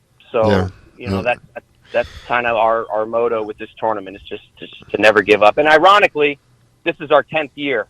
Wow. So it's pretty crazy that in celebration of 10 years of extreme kayak fishing, we're going through this craziness. But, in a way, I think it makes you stronger. So it shows a commitment. It shows the ability to you to be flexible because, there are people out there who would say, I don't want to go through it. This is ridiculous. Forget it. We'll just wait until all this goes away, because it's probably realistically, it's got to be 4 or 5 times the work that it would normally be because of all of this. So it shows most definitely. it shows your commitment, and I know from the people I've spoken with, and particularly Pam Wirth. Pam has told me a lot. She's in one of the I don't know if she'll be in this one, but she's been in some of those in the past, and she says, his first and foremost priority is the safety of everybody, and the second priority is just to have fun, get out there and have a good time, and to see 100 of these kayaks leaving, they're all doing it on the beach, right? From the pictures I've seen, it looks like they're doing it right off the beach. Oh yeah, it's literally right off the beach. Yeah, hopping up. What a sight! What a sight to see. Yeah. Well, I'm glad that I'm kind of disappointed in a way that you have to go through all this, but I am ever so appreciative and glad that you are committed to making sure that it happens. I wish you the best and all of those involved. I really am grateful. I'm thank you for the update. I really kind of slipped by me. I didn't realize it's just a couple of weeks away now. Yeah, it's approaching so fast, and it's what's really been kind of crazy is the changes on a weekly basis. If you own a business or whatever, I mean, it's with all this that's going on, it changes just every week. That it's pretty insane, and it taught me as an event planner. You just gotta stay on your toes no matter what, because anything and everything could happen and pop up. And, we didn't even do the tournament yet.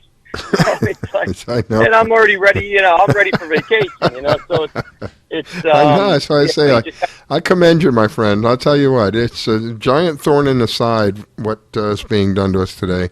And to be able to try to bring some degree of normalcy and follow the rules that they put out in front of us, it takes quite a bit, and I appreciate you. Anyway, we're out of time on this slot. I want to let Carolyn, I want to give her an opportunity to say goodbye. Joe, wish you the best. Wish you an awesome day. God bless you, my friend. Let me let Carolyn say goodbye to you. Joe, take advantage of that pool day today because you're going to be busy the next couple of weeks. I definitely will, guys. So I appreciate you guys having me on as always, and I'll give you guys updates as we go, and thank you for everything. God bless you, my friend. Wish you an awesome day. All right, see you guys. Okay.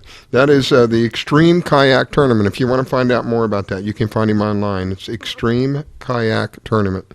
It's Joe Hector. Let me bring on my next guest. We're going to bypass the break because we're kind of running behind right now. And I want to give her as much time as I can because I just enjoy having her on so much because she is in one of my most loved spots down there near Isla Morada. And she was kind enough to send me this picture. Now, imagine this, Carolyn. And tell me the truth. When you think of Angelia, and you see a picture of Angelia in your mind, what's the first thing you think of? Big smile. I'm telling you, and that's exactly what I responded to her with. She sent me a picture of the most gorgeous-looking water. I'm sorry. I forgot I was on non-muted. But anyway, welcome, Angelia. Thank you so much for taking time to call in. Well, you guys, it's kind of funny because I posted that picture on social media this week of me sitting at Alligator Reef, and the water is just magnificent. I can't even describe it. It's really incredible right now, and it's been this way for a few weeks. And I happen to be sitting on the bow of the boat actively doing a snorkeling trip out there right now, and it's absolutely gorgeous. And my smile is very, very big. Are you out by the lighthouse? Yes, I'm anchored right by the lighthouse, and I mean like 50 yards, and I'm crystal clear water, and it looks just like the picture I posted again. And yeah, life couldn't be better. So with everything going on in the world, I'm very thankful every day. And with Scala, I was so close to stalking Angelia yesterday. So I was down in her area and kind of reached out to her, and she was just at a different lighthouse than I was. Where were you at, Carolyn? Ocean Reef. Oh, okay. Yeah, I did a quick 1 hour trip down there and turned around. Was hoping to bump into you, but you were out there having fun. Was the water perfect for you? The water was perfect. We were in about 4 feet of water, and It looked like we could touch the bottom. It was amazing. I'm in about 14 foot of water, and it looks like you can touch the bottom. It's insane. And the color is just almost like neon. It's like it's lit up, and the sky is shining on it, and I just can't even describe it. It's the sounds, the smells, the gentle rocking of the ocean. I know I'm an enthusiast, but how could this not be just the best, you know? So anybody who can make it down here, it's the perfect time right now. We got about another week of it. So well, we've been getting reports that it's really, really calm today. Is that what you're seeing down there as well? Bayside is glass. It's absolutely beautiful. And Oceanside's probably got a less than a foot nice gentle roll to it. And it's just perfect. It's a perfect day. There's hardly any clouds. The sun is beaming.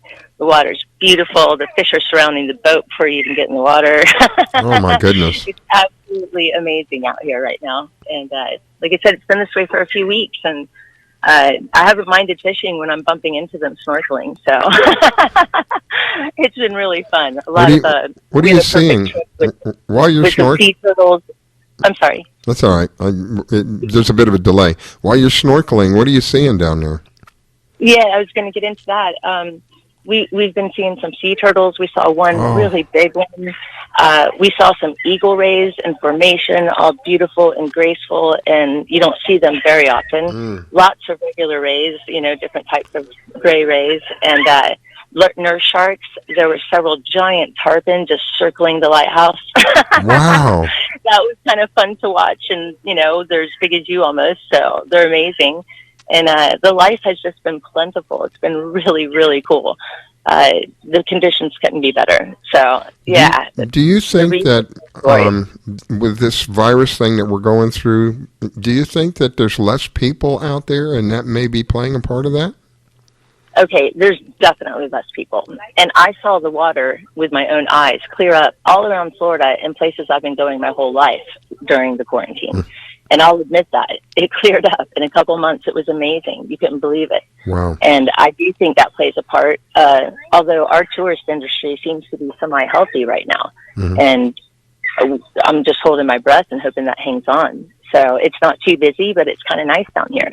And with the weather so perfect and the water conditions so perfect, I mean, my goodness, it's just, you've got to come down for the weekend.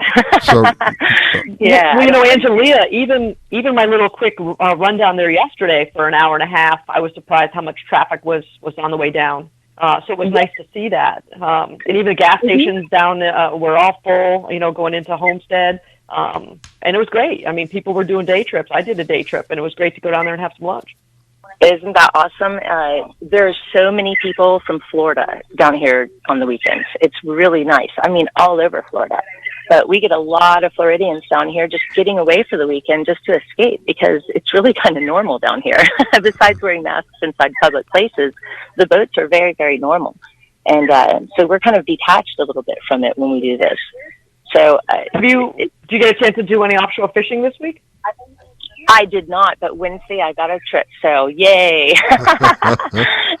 So I'll give you a report next Sunday. But in the meantime, I didn't mind talking about the reef because it has been absolutely glorious. Anyone who enjoys being in the water and having that view of it, it's just been amazing. It's been a joy to snorkel. So what is the water temperature, about 85? About 85, yep, and it's just perfect. Wow. It's hard to describe it without seeing it. It has this emerald greenish, bluish kind of color that's very clear. One of the things I liked about the lighthouse, of course I use it as a reference point, but other than that is when we got near the lighthouse, I guess it was because of the structure itself, there would always be little fish all over the place. So if you wanted to catch bait fish, you just go right up near the lighthouse. You catch all the bait fish you needed. And the water was so clear, you could literally watch the fish eat your bait. And you didn't even have to watch the line. You could see the fish. That's how clear it is. And I miss that. It's good to hear that it's like that still. It is healthy. Yes, it's beautiful. It thrills me. So, wow. Yeah, it's a beautiful place. And, of course, we have Carolyn stalking you, so we know exactly where you are. I love it.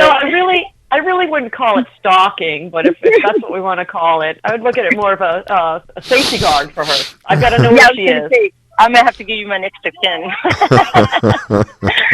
Absolutely. I mean, it's great that she has a tracker in her duffel bag. I know where she is when she's going offshore, when she's heading to Alaska. So I feel better knowing that Angelia has one of the trackers. And she can look back, like you said, Rascala, and look at any of the fishing trips she's done. Where did you catch the kingfish and dolphin? And plus a peace of mind. Awesome. If the boat breaks down, she's got it. That's awesome. Awesome technology.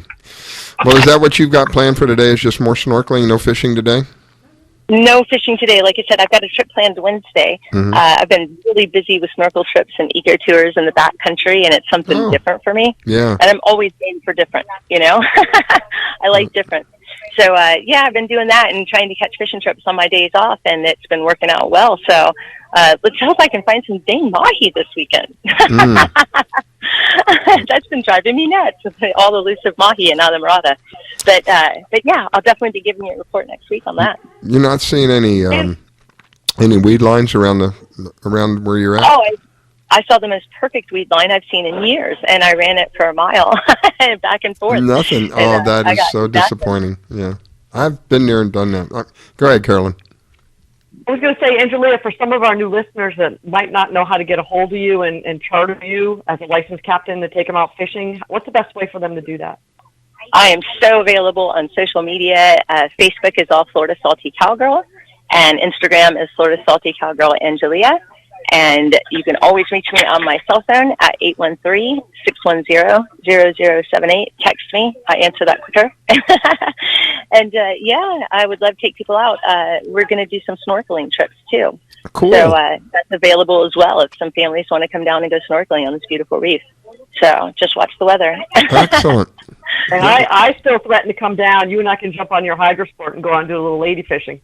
That would be fantastic. Yep, that would be fantastic, Carolyn. Put them into shame again. Rolling back into a dock with a boatload of ladies and a lot of fish is always a fun thing. Absolutely. True. All right. Well, Miss Angelia, we're kind of winding down here. Anything else you want to share with us before we go? No, I hope everyone's happy and healthy and safe. And, I just, you want to escape, I know where you can do it. I envy you. I do envy you. Yeah, blessings to everyone. Well, I wish you an awesome day. God bless you, my dear. And I'm looking forward to hearing next week what you caught. You got it. All right, Carolyn. Tight lines, Angelia. See you guys. Thank you, my dear. Tight lines when you go. What do you say to somebody who's going snorkeling? clean snorkels. clean snorkels. Clean snorkel. An ice cold beer. Yeah, there you go. Oh my! Well, the week has flown by last week, and of course, this is probably the fastest 2 hours of my life when we do this show. But I always have a good time, and it's always such a pleasure to have you on. Thank you so much. Appreciate your time this morning. Of course, I wouldn't miss a Sunday morning with you and a cup of coffee anytime, Rascala. Hot dog. Well, thank you. I wish you an awesome day, my dear. Thanks for being the co-host this morning. We'll be back in a week, and you can be looking for us then. Thank you, everybody.